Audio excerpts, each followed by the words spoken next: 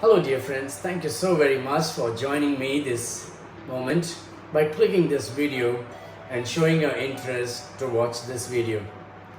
I'm sure that you love God, and that's the reason why you have come to study this subject.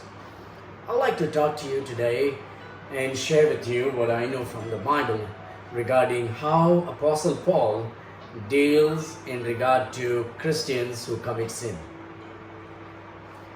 When we read in the book of 1 Corinthians chapter 5, we read, "It is reported commonly that there is fornication among you, and such fornication as is not so much as named among the Gentiles, that one should have his father's wife." I hope you all know this story. Here in this church, in the Corinthian church, there is this guy who's been living a fornicating life with his father's wife. And what happened was, this person was not repenting of his sin. He did not confess his sins to God. The church knew about this, but they were all puffed up and nobody was mourning, nobody was repenting, and they were not taking any actions. The reason is the same reason, because there are even today many things that because we are forgiven by the Lord Jesus Christ, when we got saved, now we need not confess our sins even if we sin anymore. We need not confess our sins to the Lord even if we grieve the Holy Spirit or offend God. And that's the mentality what people had even during the Bible times, that because we are saved, because we are forgiven, now we don't have to worry about anything. We don't have to confess our sins to the Lord Jesus Christ. Such mentality comes when you only hold to particular books of the Bible and reject the other books of the Bible. It is almost like a man taking his hand over the book of Esther and reading that book, the book of Esther, and saying, "Oh, look, I don't believe in God anymore because there is no God in the book of Esther." Yes, dear friends, that is what happens when you take part of the Bible and throw away and reject the other parts of the Bible. Should we not, as Bible-believing Christians, take the whole book and rightly divide and apply that which belongs to the Jews, that which belongs to the Gentile to the Gentile, and that which belongs to the church to the church? And if we honestly and humbly take the whole Bible and apply it and rightly divide it, we will only have the true doctrines, the doctrines of Christ.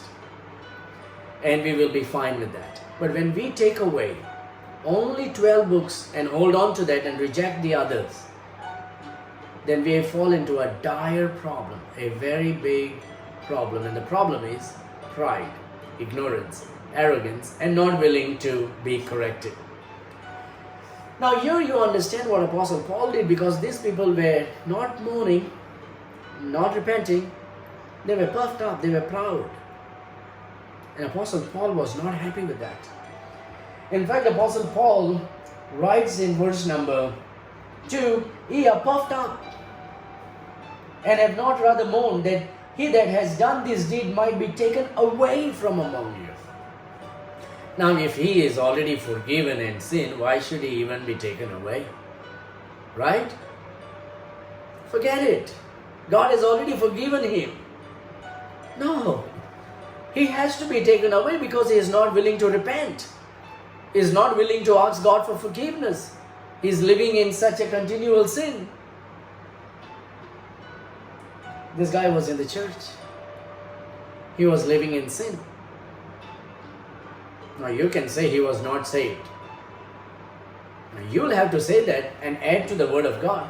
But here it says he was in the church. Right? He's already saved, because look at verse number 5. What Apostle Paul says, "To deliver such a one unto Satan for the destruction of the flesh, that the spirit may be saved in the day of the Lord Jesus." Yes, dear friend, he is not repenting of his sins. He was not feeling sorrowful. He was rather puffed up, and he said, "I'm already forgiven. Now I don't have to confess my sins to God anymore." And so he was living in the sin. This is what exactly happens when you think that because you are already forgiven when you got saved, now you don't have to confess your sins to God if you grieve Him, if you hurt Him, you sin against Him. If you don't have to confess, You know what that will lead you to? It will lead you to become extremely, extremely proud. That's what happened over here. You know, Apostle Paul was a Bible-believing Christian. You know what Apostle Paul did? He saw that this guy was puffed up. He didn't mourn. You know what mourning means? Sorrow. You know what sorrow means? Godly repentance worketh sorrow. Yes, dear friend. What does repentance means? Repentance is when you understand that you have sinned against somebody, you ask that person to forgive your sin and you forsake that sin. Change of mind that leads to change of action, that leads to change of direction. It's not that change of mind only. If you are only changing your mind, well, I'm not going to sin, and you do it again, that's not repentance. A genuine repentance leads to forsaking of that particular sin after confessing that sin. But this man would not. And so Apostle Paul threw him out of the church and gave him to the Satan. If he only had to say, genuinely, repent of his sin, and say, Lord, I'm so sorry. I've sinned against you. Give me the strength to overcome this sin. I'm sorry, Lord, I've sinned against you. And I heard the church also is sinning against them. You know what? Our God would have forgiven him of that sin. God would have definitely forgiven him, and he would have been kept with the people in the church. But no, he did not. I want you to look at Ephesians chapter 4. In Ephesians chapter 4, Apostle Paul speaks in verse number 30, grieve not the Holy Spirit of God, whereby ye are sealed unto the day of redemption. The good news is, if you are saved, you are sealed by the Holy Spirit. You can never lose your salvation if you are genuinely saved. You can never lose your salvation. But dear friend, if you sin after salvation, you can grieve the Holy Spirit. You will be grieving the Holy Spirit who has sealed your salvation. You will hurt and offend God who saved you and forgave your sin of unbelief. So what do you do when you grieve the Holy Spirit? What do you do when you sin against God? What do you do? Do you say, I don't have to ask for forgiveness because I'm already forgiven and I'll just try to do what that is right? Is that what you're going to do? Let me be clear. Be honest with me, dear friends. I'm trying to help you. Think about it. If your son steals money from your wallet, or if your daughter does things that offends you and grieves you, what do you expect your daughter to do? What do you expect your son to do? Or do you say, it's okay, son, you're still my son. You don't have to say sorry. You don't have to confess what you did. It's okay. Is that what you want to say to your son and daughter? When you hurt your wife, when you hurt your spouse, what do you do to your spouse? Do you ask for forgiveness? Or you say, well, God has forgiven me, I'm fine. No. If you're honest, I'm sure you will apologize to your wife, to your husband, to your parents, to your children, to your church members. Honestly, do you think the church is more important, more greater than God when you sin against God? Or your family is more important than the Lord Jesus when you sin against the Lord Jesus Christ? Do you know where you are wrong? When you don't confess your sins to Jesus when you sin? When you grieve the Holy Spirit? Look at this. Verse number 31. Let all bitterness and wrath and anger and clamor and evil speaking be put away from you with all malice. Repentance. Put it away. Reject it. Refuse it. Repent of it. When you sin, when you grieve the Holy Spirit. Then what do you do? Verse number 32. And be kind one to another. Then look at this. If when you have hurt somebody in your church or in your family with your words, and somebody has hurt you, what do? And be kind one to another, tender-hearted, forgiving one another, even as God for Christ's sake had forgiven you. You have been forgiven, right? You will not go to hell anymore. You've been forgiven of your sin of unbelief. But then, God says that you have to forgive your brother. Why do you think that you have to forgive your brother who has already been forgiven? Can you think about it? God is merciful. God has forgiven you of your sin of unbelief. When you put your faith in the Lord Jesus Christ, trusted Him, received the Lord Jesus Christ, He forgave you and accepted you to be your child. But what do you do now if you hurt Him? You grieve Him. Should you not ask God for forgiveness? When Paul himself is saying, if your brother has hurt you, you forgive him. Why should you forgive if he has already been forgiven? Right? Are you better than God? No, dear friends.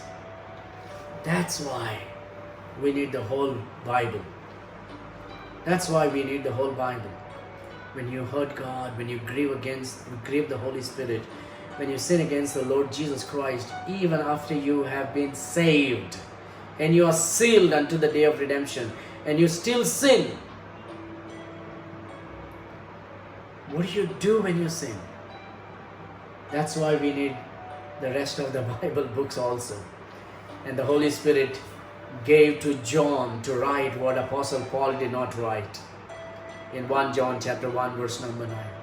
If we confess our sins, He is just and faithful to forgive us of our sins and all our unrighteousness. I know some of you really hate that verse. Well, I don't hate that verse, but that does not apply to me. Really? It really does not apply to you? Read one more time that book and see to whom it is written. It is written to those who are in Christ. It is written to those who are already been forgiven, who trusted the Lord Jesus Christ. Yes, dear friend. When you read the book of Revelation, the first 4 chapters, it is written to the churches, right? To the 7 churches in Asia. And God writes to them, repent, repent, repent, repent, repent. Yes, when you sin, you need to repent. When you sin against God, you need to repent. And how do you repent? You apologize. You ask for forgiveness to the person against whom you sinned. And if you ask God to forgive you, He will forgive you from your sins and cleanse you of all unrighteousness. That will keep you humble before God, and that will keep you dependent upon the Holy Spirit. Don't grieve the Holy Spirit, dear friends. Don't grieve the Holy Spirit by living in pride, being puffed up, and not even feeling sorry for your sins. Read once again 1 Corinthians chapter 5 and see how Apostle Paul dealt with the person who was forgiven. Gave his flesh to the devil to be destroyed because he would not repent, he will not know, he will not ask God for forgiveness. God bless you.